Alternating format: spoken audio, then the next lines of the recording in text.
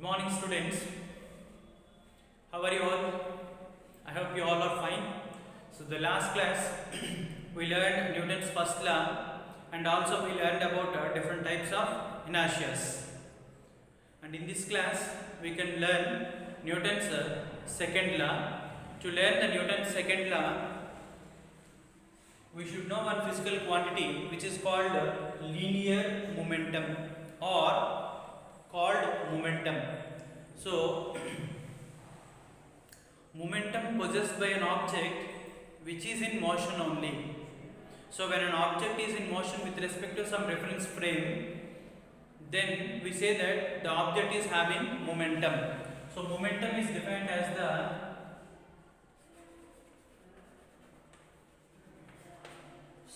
momentum is defined as the momentum is equal to the product of mass into it is a product of mass into velocity.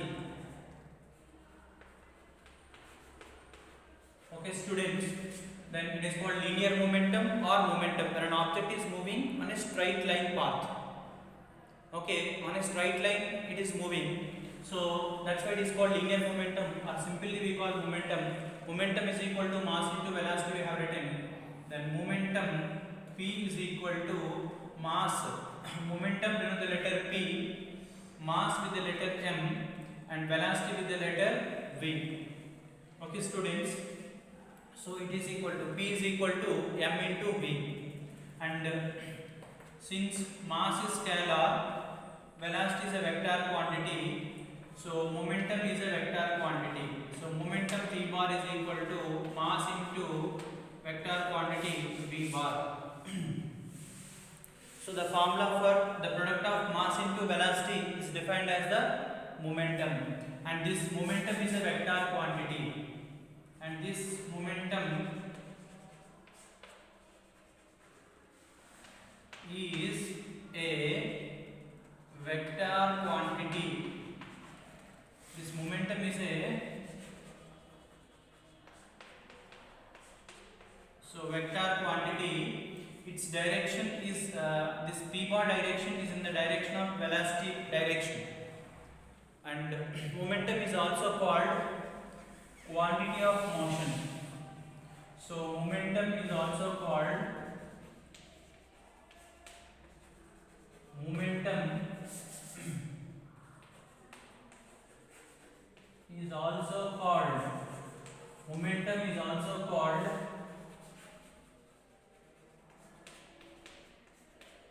quantity of motion. So which is also called quantity of motion. Okay, students, now we can see SI units of momentum. So SI unit of P. To write the SI unit of P, we should write the SI unit of mass and we should write the SI unit of velocity. So SI unit of mass is kilogram. SI unit of mass is kilogram, and SI unit of velocity is meter per second. That's why SI unit of momentum is, SI unit of momentum is kilogram symbol is kg and the meter symbol is m and the second. So if it goes to numerator, kilogram meter second power minus 1. Okay, students.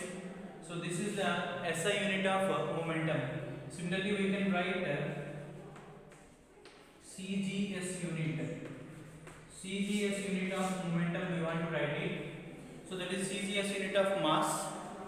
CGS unit of mass is a gram, and the CGS unit of velocity. So CGS unit of velocity is centimeters per second. Okay, students. Then gram symbol is G, centi symbol C, meter symbol M. Second goes numerator second power minus 1. So this is called CGS unit of momentum. And okay, students.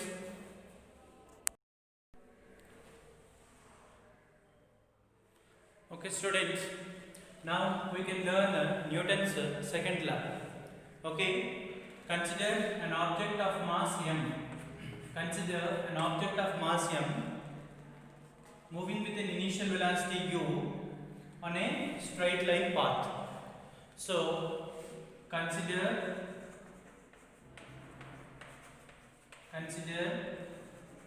an object.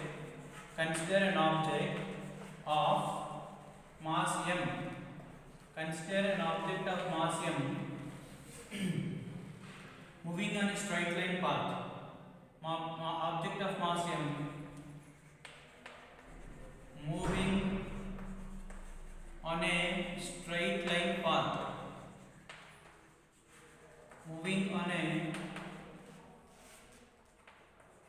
straight line path with constant acceleration. Straight line path with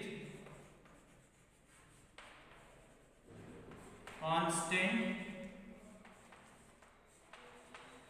acceleration.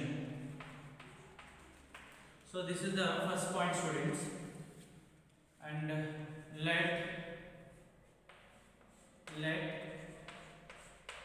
its initial velocity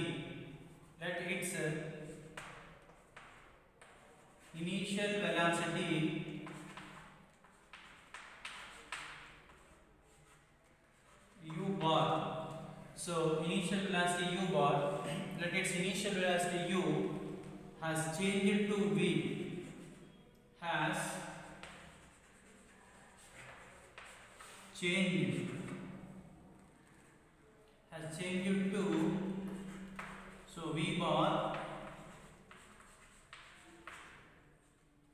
so in the time t seconds. Okay, students, this is the consideration. Consider an object is moving on a straight line path with uniform acceleration. That's a constant acceleration a, and let its initial velocity u bar. This u bar velocity has changed to v bar in a given interval of time. It takes some time. The time is t seconds. So now I am writing initial momentum. So now I want to write the initial momentum. Now I want to write the initial momentum of the object. So initial momentum p bar is equal to mass into velocity. So you are writing m into u bar. So we know that momentum is the product of mass into velocity. So initial momentum we have written m into u bar. So if you represent with the letter pi, so is the initial momentum which is m into u bar. Similarly, final momentum. So final momentum of the object I want to write it. Final momentum is, so what is that? Pf bar. So that is equal to, so final momentum Pf is equal to mass into final velocity. So we know that momentum is the product of mass into velocity. So final momentum means mass into final velocity. Initial momentum means initial mass into initial velocity. Mass remains constant. So m into u bar you have here, m into v bar we have here. Okay, students. So then change in momentum I want to write it. Change in momentum. Then change in momentum. So change in momentum I want to write it, which is called delta p bar. So this delta p bar means change in momentum. So delta p bar is equal to final momentum pf bar minus initial momentum pi bar. So final momentum means mass into final velocity we will write, and initial momentum means mass into initial velocity you will write. So see students, this is the change in momentum. So change in momentum is equal to final momentum minus initial momentum. Change of anything means final minus initial we will do. So final momentum is m into v bar and initial momentum is m into u bar. Then take m common, we will get v bar minus u bar. So this is the change in momentum, we got it. Okay students. Now we are checking change in momentum by time taken. So now check the next quantity. What is that? Change in momentum, we have got it. So and I want to write change in time. So change in time. So change in time is delta t. So this delta t, change in time means delta t. Delta t is equal to, you are writing t minus 0. So because initial time I am taking 0 seconds. So for u initial velocity 0 seconds, it has an initial velocity. Means object already has started, and after that our time of counting is started. So it is in motion. So while we are observing for 0 seconds it is in motion, it has an initial velocity of u bar, and u bar velocity has changed to v bar in the given interval of time t. So means change in time means delta t. So delta t means final time minus initial time. So t minus 0, that is you will get t. Okay students, now so change in momentum, we got delta p bar, that is the value of this one. So delta p bar value is this much, you know, and change in time means delta t, that is called t. Now I am taking change in momentum by time. So now I am taking change in momentum. So now I am taking the ratio of change in momentum by time. So change in momentum by time ratio I want to take it. So change in momentum means, what do we represent the letter? Delta p bar is a change in momentum. By change in momentum means time. Since change in momentum is a vector quantity. Okay students, we have an arrow mark. Okay. So now what we write, see students, change in momentum by time we are writing, that is called, what do you know? So delta p bar by delta t. So this is called change in momentum. Okay, so change in momentum by time, delta p means we have m into v minus u. So change in momentum means we have the value m into v minus u. By change in time means t minus 0, we have the time t.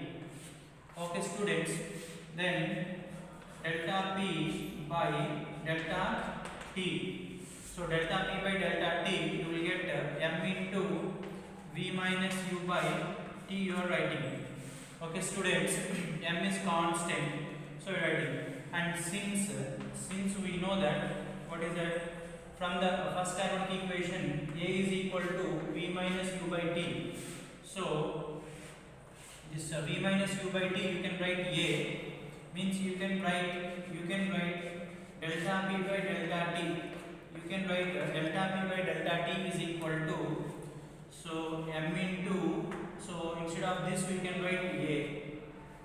Okay students, so we know that the product of mass into acceleration is called force.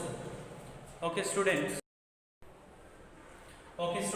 See, so delta p by delta t is equal to m into a, we got it. So delta p by delta t, we got it, m into a. Since m into a is equal to mass into acceleration is equal to, what do you know students? Force. Since mass into acceleration is equal to force, you know, that's why delta p by delta t, okay, delta p by delta t can be written as the force. So we will write it as force F. Okay students. So this delta p by delta t, So delta p means change in momentum. Any quantity changes with respect to time. So delta p means change in momentum and it is changing with respect to time. So we use the word rate of change of momentum. So we use the word rate of change of momentum. So rate of change of momentum. So rate of change of momentum means, so rate of change of momentum means change in momentum by time taken. That is called rate of change of momentum is delta p by delta t, and that delta p by delta t we have checked. See students, delta p by delta t, delta p means final momentum minus initial momentum, that is m into v minus u by t. You got it? So that is indirectly is equal to m into u. So rate of change of momentum is delta p by delta t. So which is equal to the, is rate of change of momentum is equal to delta p by delta t, which is equal to the, what is that? Which is equal to the force applied on the body, which is equal to the, so what will you write students? Force applied, which is equal to the force applied on the body. Means if we want to get a more rate of change of momentum, more force should be applied. Less change in momentum, less force should be applied. So there is no change in momentum, no force we need not to apply.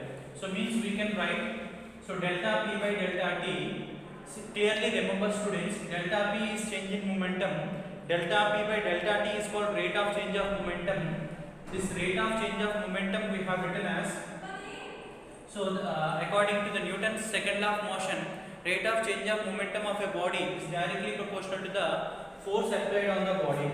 So rate of change of momentum of a body is directly proportional to, so force applied on the body. So you are writing delta p by delta t is directly proportional to the force applied.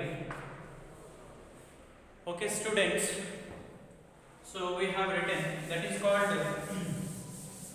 Newton's second law of motion statement. Also you can write it.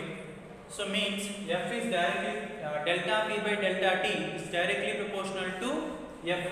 This delta p by delta t name is called rate of change of momentum. So which is equal to the force applied on the body. Okay students, so we got like this. See, rate of change of momentum of a body is directly proportional to the force applied according to the Newton's second law statement. So Newton's second law statement. So what is the Newton's second law statement? You see students, the rate of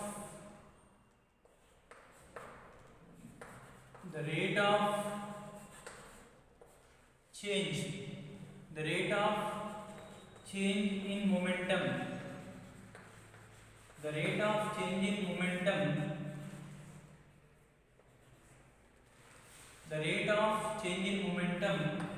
of a body, the rate of change in momentum of a body is directly proportional to the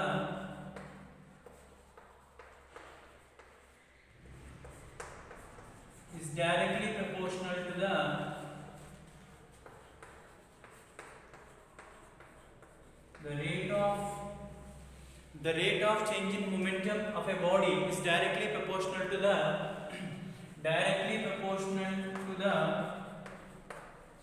force applied on the body, is directly proportional to the force applied. So on the body you can write, so the rate of change in momentum of a body is directly proportional to the force applied on the body. You can write, means delta p by delta t is directly proportional to F. We got it. Delta p by delta t is directly proportional to the force. We got it. Okay, and that is equal to Okay, students. So means if you remove the proportionality, so delta P by delta T. Okay, and remove the proportionality, you will get some constant k into f, and the value of k is the value of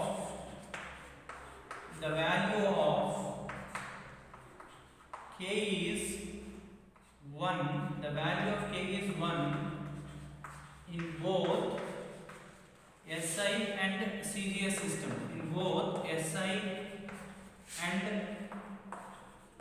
CGS system. So the value of k is chosen so that its value is 1 in both SI system and CGS system. So we are getting like this, students. So we are getting delta P by delta T. Delta P by delta T is equal to F. We got it. Okay, students. And this F is equal to M into, that is indirectly we got it. This F is equal to M into A also we got it. Okay. So means Newton's second law means we should remember that.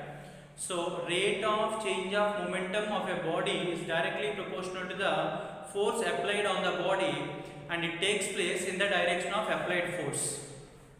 Okay, students, and it takes place in the direction of applied force. Means this rate of change of momentum takes place in the direction of applied force only.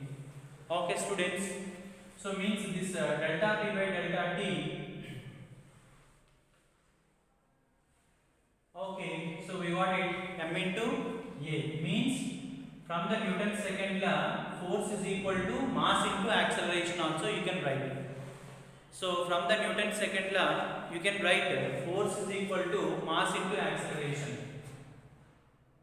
So force is equal to, so what will write? So force is equal to mass into acceleration.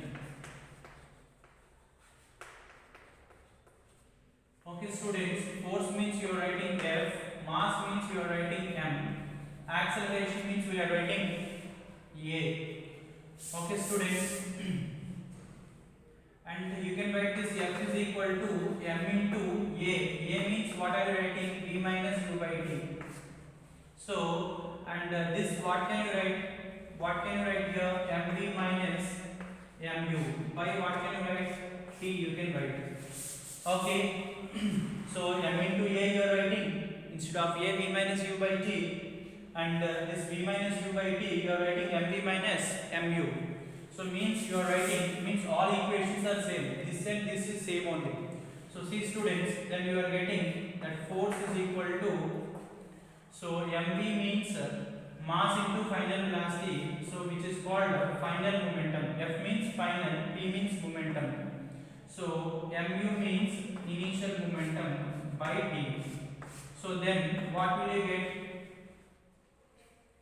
So then what are you getting? Del Pf minus Pi you are writing change in momentum by some time interval you are writing. So means you can write F means force, means you can write mass into acceleration, or you can write M into V minus U by T, or you can write MV minus MU by T, or you can write delta P by delta T. But technically we will write force is equal to, delta P by, so delta T. So technically we will write F is directly proportional to delta P by delta T. Okay, this is called Newton's second law statement. Okay, students, now you can see units of force. So we know the force formula, F is equal to M into A. So this is the formula of force we got it. Now I want to write SI unit of force. So SI unit. So to get the SI unit of force, we should write the SI unit of mass. So SI unit of mass is kilogram. So SI unit of mass is kilogram, and the SI unit of acceleration is, so what is that?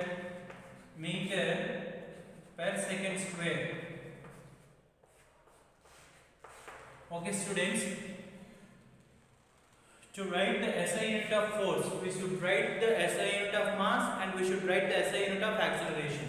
So SI unit of mass is kilogram, so which is called kg, and acceleration means meter. Meter symbol is m. Second square symbol. So second square symbol. So that is this one. Okay. Second square symbol is second. So second square. So which is called kilogram meter second power minus 2. You can write it. Okay, students. So SI unit of force is equal to, so SI unit of force, so finally what do we got it from, students? SI unit of force is equal to kilogram meter second power minus 2, and this kilogram meter by second square, this goes to numerator second power minus 2, which is abbreviated as, so this is totally named as Newton. This is totally named as, so Newton. The full name of the scientist we should write in lower letters. Its symbol should be written in capital letters. So Newton symbol is N. So this is called, so kilogram meter second power minus 2 is also called, what is that then? Newton. So SI unit of force is called, SI unit of force is Newton. So that is 1 Newton is equal to, so 1 Newton. So you can write 1 Newton is equal to, so what can you write? 1 kilogram into 1 meter second power minus 2. So this is the 1 Newton. A force is said to be 1 Newton when it produces an acceleration of 1 meter per second square on a body of mass 1 kilogram. The force acting on a body is said to be 1 Newton. So the force on an object is said to be 1 Newton if it produces an acceleration of 1 meter per second square on an object of mass 1 kilogram. Then the force acting on that object is said to be 1 Newton. Okay, students, and similarly we can write the CGS unit of force. So SI unit of force we have seen. So that is this one. So now I want to write the CGS unit of force. Okay, students, CGS, these units are very important, so please learn carefully. CGS unit of force I want to write it. So CGS unit of force means, so CGS unit of force means F is equal to m into A, we know that. So CGS unit of mass is a gram. CGS unit of mass is gram. CGS unit of acceleration is centimeter per second square. Okay, students. Now gram symbol is, so that is mass, you are writing gram. Okay, and acceleration you are writing centimeter per second square. Okay, students, which is equal to dyne. So which is abbreviated as, so this totally is abbreviated as a dyne. So 1 dyne is equal to, so CGS unit of force is, you can call dyne. So that is called 1 dyne is equal to, 1 dyne is equal to 1 gram into, gram symbol C, centimeter symbol cm by second square. So you can write second square. So this is called, so 1 dyne is equal to, so 1 dyne is equal to 1 gram centimeter second power minus 2. This is the CGS unit of, what is that, force. Okay, students. Okay, now we can see the conversion of, Newton into dyne. So conversion of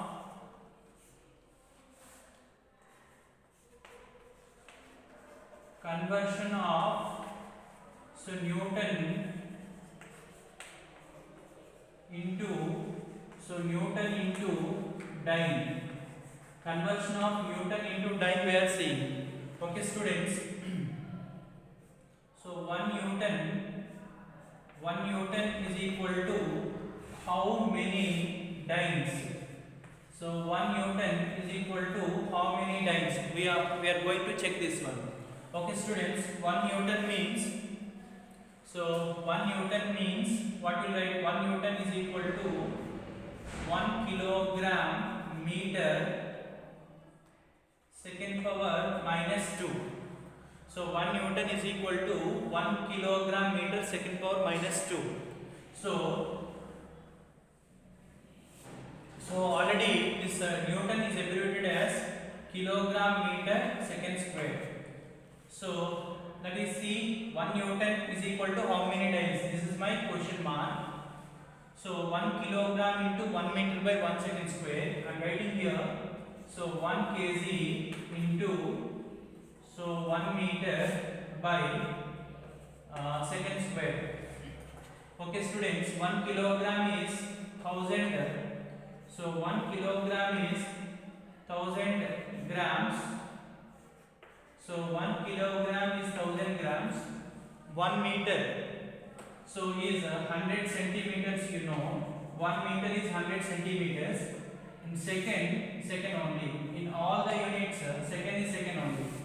Okay students, now you can write like this, see, 1000 into 100. So that is 1000 into 100. So 1000 into 100 we can write. Okay students, so and what do we have here? Gram, centimeter by second square we have.